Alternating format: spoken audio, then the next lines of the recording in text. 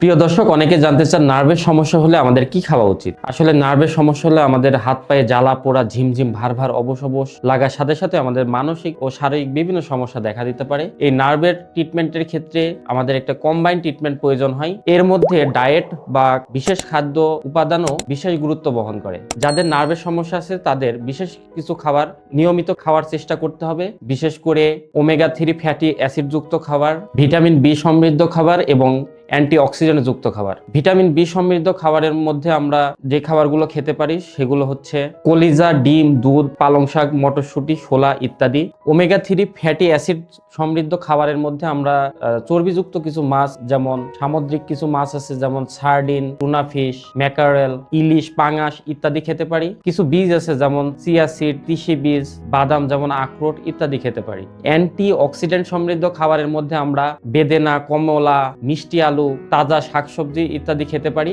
এই খাবারগুলো যদি আমরা নিয়মিত ডায়েটে রাখতে পারি তাহলে আমাদের যাদের নার্ভের সমস্যা আছে আশা করি আমরা একটা ভালো আউটপুট বা ভালো রেজাল্ট পেতে পারি।